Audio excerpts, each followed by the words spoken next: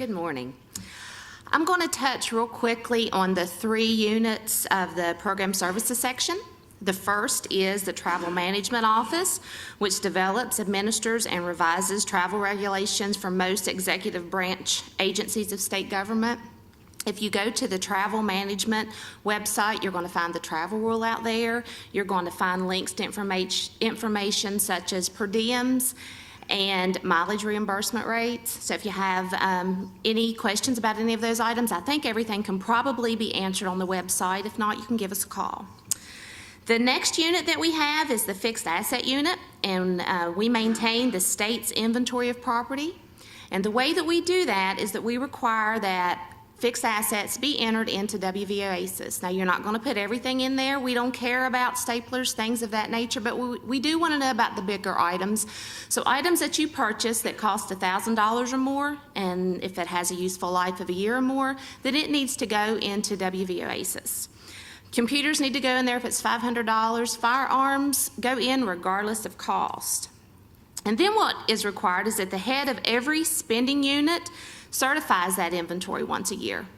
Now, when you sign the certification, what you're saying is everything that I purchased that meets the guidelines, it's been entered into OASIS, and everything that we no longer need, that we're no longer using, we have retired it properly through surplus property.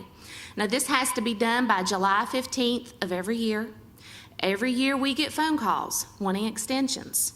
We cannot grant extensions because the date is set in code, so please understand that. A physical inventory needs to be conducted once every 3 years. So please keep that in mind too, because when you sign your certification, you're also going to let us know when you conducted your last physical inventory. The last unit that we have is the surplus property program. That program actually has 2 different sides. We have a federal side and a state side. If you're interested in acquiring federal surplus property, you need to contact our agency. The good thing about federal surplus property is that the federal government will donate it to our state at no charge.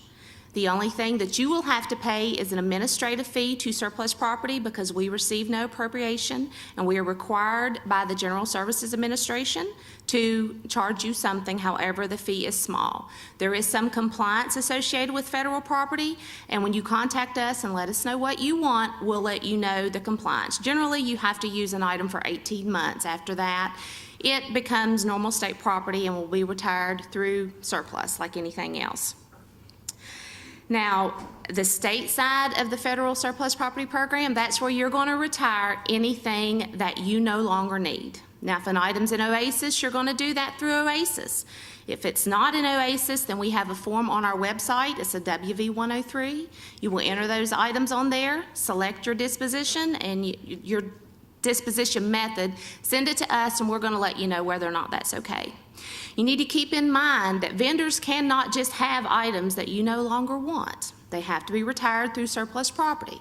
If you want to trade an item in, you may be able to do that. What you need to do is get your bid, show and trade in, and then you need to submit that to surplus property for approval before you can trade any items in. One thing I want to mention is, it's pretty important, is the retirement of information technology equipment. Now, since the program services section maintains the state's inventory of property, we have to approve the retirement for items of information technology, okay? It'll still come to us, but what you're going to do is you're going to select the disposition method of retire to the Office of Technology. However, due to a change in law, surplus is no longer responsible for the disposition of this information technology equipment. So once we approve of the disposition method, the Office of Technology will be in touch. Once they pick the items up or have you drop the items off, at that time we will complete the retirements and get this information technology equipment off of your inventory. At this time, I'm going to turn it back over to Dave to close.